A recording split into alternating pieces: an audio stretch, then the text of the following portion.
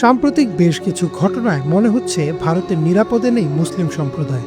অথচ এই ভারতেই রয়েছে একাধিক সুন্দর ও ঐতিহ্যবাহী মসজিদ। ঠিক তেমনই একটি মসজিদ হচ্ছে রাজধানী দিল্লির প্রাণকেন্দ্রে অবস্থিত জামা মসজিদ।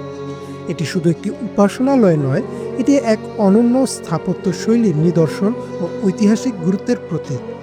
মুঘল সম্রাট শাহজাহানের আমলে নির্মিত এই মসজিদ ভারতের বৃহত্তম ও অন্যতম গুরুত্বপূর্ণ ইসলামিক স্থাপনা।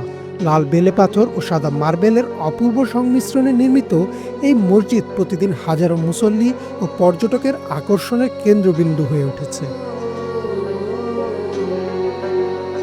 জামা মসজিদের নির্মাণ শুরু হয় ১৬৪৪ সালে এবং এটি সম্পূর্ণ হয় ১৬৫৬ সালে মুঘল সম্রাট শাহজাহানের আমলে। এটি নির্মাণ করতে প্রায় ৫,০০০ শ্রমিক নিয়োজিত হয়েছিল এবং তৎকালীন সময়ে এর নির্মাণ ব্যয় ধরা হয়েছিল ১০ লক্ষ রুপি। সম্রাট শাহজাহান আগ্রার তাজমহল এবং দিল্লির লালকেল্লার মতো অনন্য স্থাপত্য নির্মাণের জন্য পরিচিত ছিলেন এবং জামা মসজিদও তার নির্মিত অন্যতম শ্রেষ্ঠ কীর্তি। মসজিদের মূল নাম ছিল মসজিদ ই জাহান্নুমা, যার অর্থ বিশ্বের প্রতিচ্ছবি বা বিশ্বদর্শন মসজিদ। মুঘল আমল থেকে শুরু করে আজ পর্যন্ত এটি দিল্লির অন্যতম প্রধান ইসলামিক কেন্দ্র এবং গুরুত্বপূর্ণ ঐতিহাসিক নিদর্শন। জামা মসজিদ তার মনোমুগ্ধকর স্থাপত্যের জন্য বিশেষভাবে পরিচিত। মসজিদের প্রাঙ্গণে প্রায় ১,২০,০০০ মানুষের একসঙ্গে নামাজ আদায়ের জন্য পর্যাপ্ত, যা এটিকে ভারতের বৃহত্তম মসজিদ হিসেবে প্রতিষ্ঠিত করেছে। এর প্রবেশপথ ৩টি দৃষ্টিনন্দন গেট দ্বারা বেষ্টিত, যা মসজিদের মহিমাকে আরও বৃদ্ধি করে।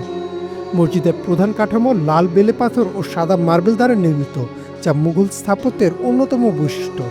এর ছাদে ৩টি বিশাল গম্বুজ রয়েছে, যেগুলো সাদা মার্বেল দিয়ে তৈরি ও কালো ডোরাকাটা নকশায় সজ্জিত। মসজিদের ২টি সুউচ্চ মিনার রয়েছে, প্রতিটির উচ্চতা ৪০ মিটার এবং এগুলো সিঁড়ি বেয়ে উপরে ওঠা যায়। এখান থেকে সম্পূর্ণ পুরনো দিল্লির দৃশ্য চোখে পড়ে, যা পর্যটকদের জন্য এক বিশেষ আকর্ষণ।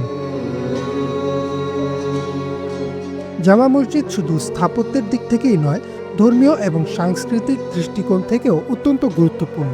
এটি দিল্লির মুসলমানদের ধর্মীয় আচার অনুষ্ঠানের অন্যতম প্রধান কেন্দ্র। বিশেষত ঈদ উল ফিতর ও ঈদ উল আজহার সময় এখানে বিপুল সংখ্যক মানুষ নামাজ আদায় করতে জড়ো হন। ইমরান মাহমুদ, বাংলাদেশ।